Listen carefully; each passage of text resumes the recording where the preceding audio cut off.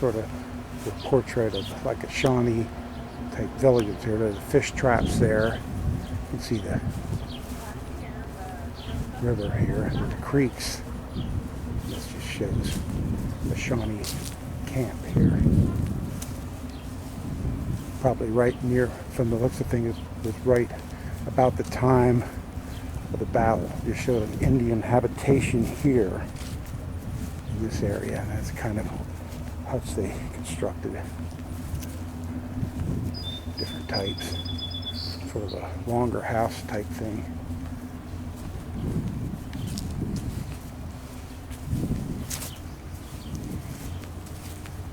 See, they had corn agriculture, so yeah, this is definitely a Shawnee village here. And you can see trading for firearms already. Firearms are out this way.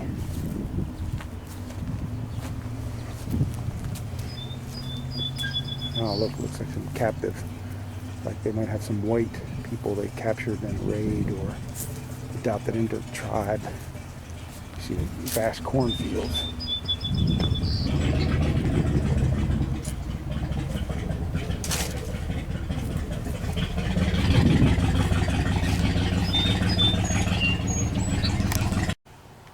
I'm standing here in front of the water Panther stone, and that's you.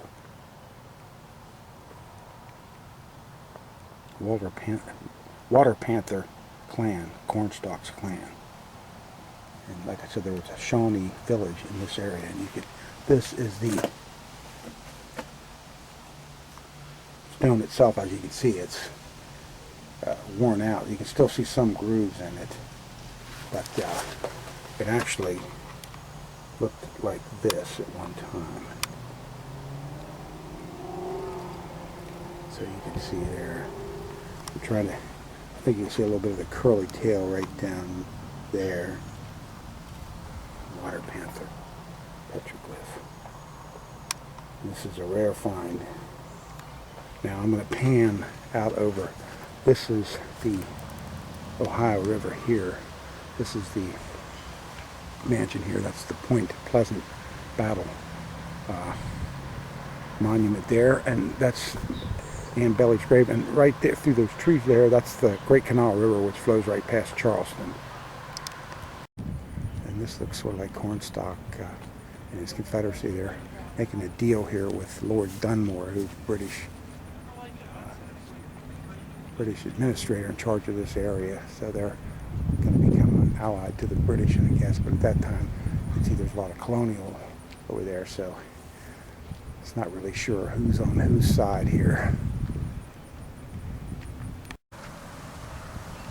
Now, this is Chief Cornstalk's grave here. See, he was murdered supposedly right through there. There's Fort Randolph is just right on the other side. I'll walk over there to that, but I'm going to pan around this stone here so you can see.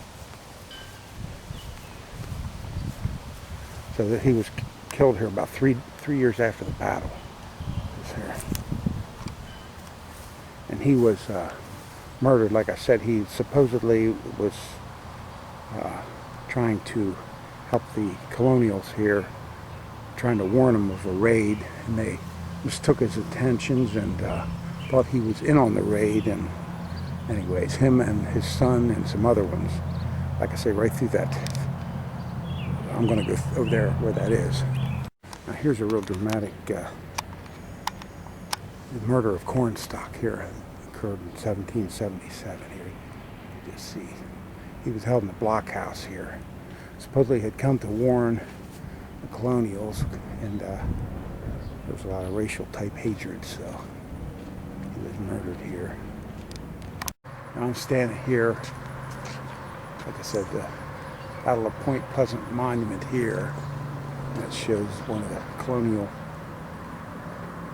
troops here. I'll just sort of pan around. There's the mansion there. At the point here, this is the point. And there's the list of the casualties. There, you see It just shows the, I'll pan around here to the, it shows the actual battle here, the battle scene here.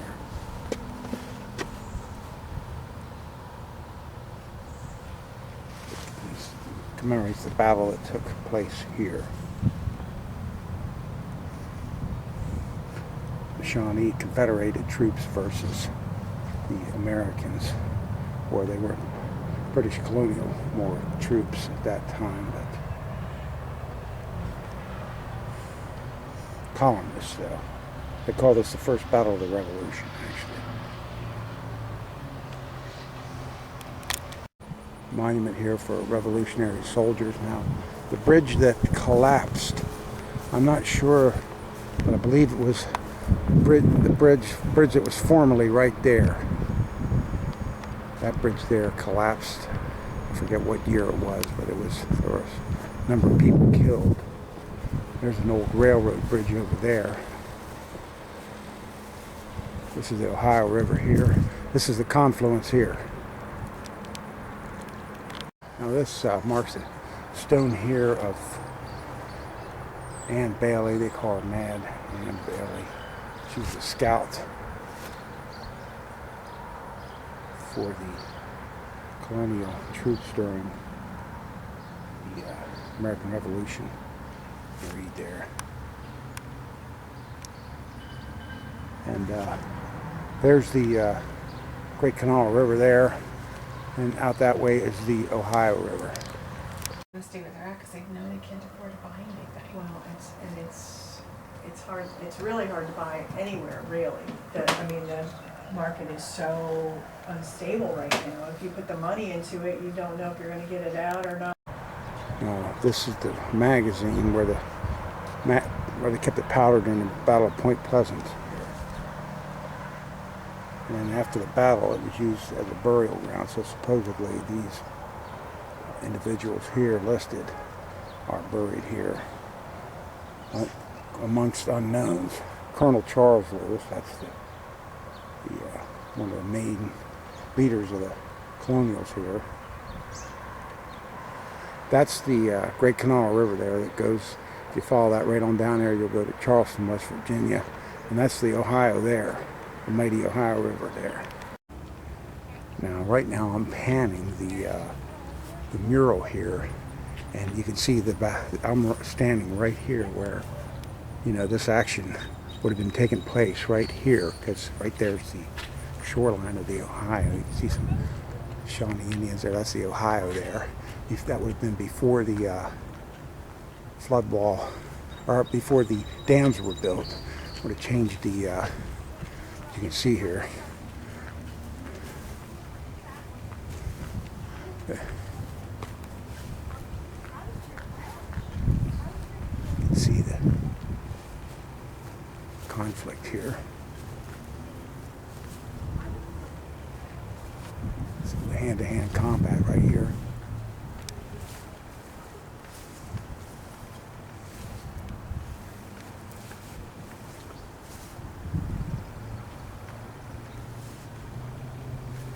We have a scalping here. This, like I said, it's a really fantastic mural here. Just showing the, like I said, and it's right here where this wooded area would have been. It's right. This is the flood wall here. Mural. The conflict in October of 1774 between the Shawnee Confederation and Cornstalk. Supposedly Tecumseh's father was here at this battle. I believe he may have been wounded here or possibly even killed here, I'm not sure. But the casualties for the Indians were not really recorded that well.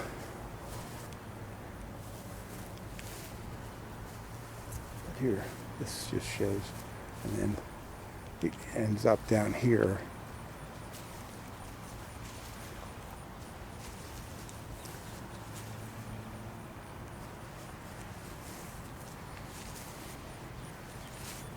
can see as you get farther from the battle lines, there's more people back in these areas, like the settlers. And here's, of course, there's the bateau there with the slaves. I believe there was a lot of black slaves the Virginians used, and there's a horse farm there, everything. And then here's the Ohio River here, and the Great Canal, like right up in there. So now here are the protagonists, whatever. That's Chief Cornstalk, supposedly there. Very well done, General Andrew Lewis. Here you have some more, like showing the supplies, things of the colonial militias moving into these areas, dugouts, the settlers.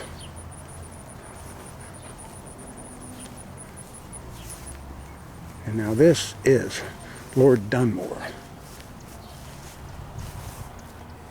It's like commemorates Dunmore's war here. Here you have looks like some kind of a war dance or whatever.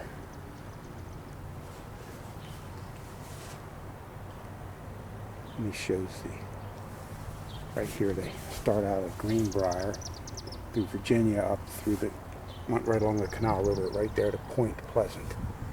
Now the Shawnee villages were somewhere up in here. Of course, not all their camps, their hunting camps and things were all down and through here, so they were defending their own territory. So, like I said, this is more. This probably is the treaty here with the Shawnee after. This might have been after the battle, and it just shows how the area was.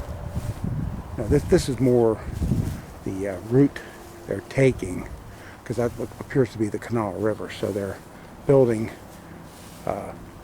they're to meet the enemy, you know.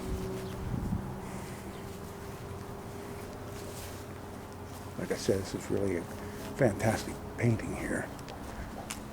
Just it goes on for quite a while too, quite a distance. This shows some of the, they always have to show the Indian atrocities or whatever, to, even if there weren't that many, but, and the fact that these would have been squatters anyway, so, but shows horrors on both sides, the Indians against the Colonials, and then the Colonials likewise are murdering the Indians. And then he has some kind of a war belt there.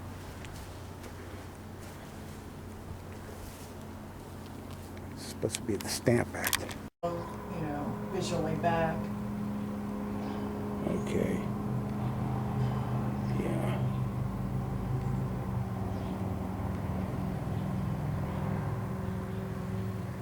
And it just shows the diagram of the bridge. And these are people.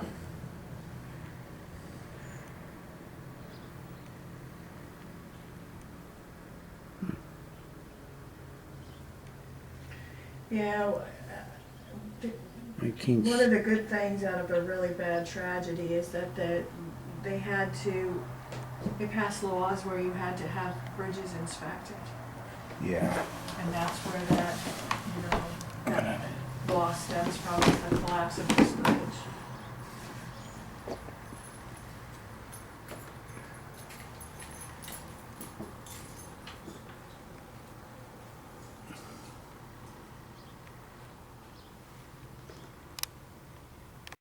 That's the Silver Bridge. 1960.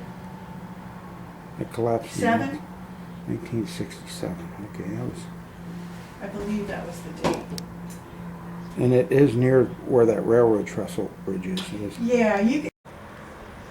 There's another bridge there that leads over to heads towards Huntington from Point Pleasant down Route 2 there.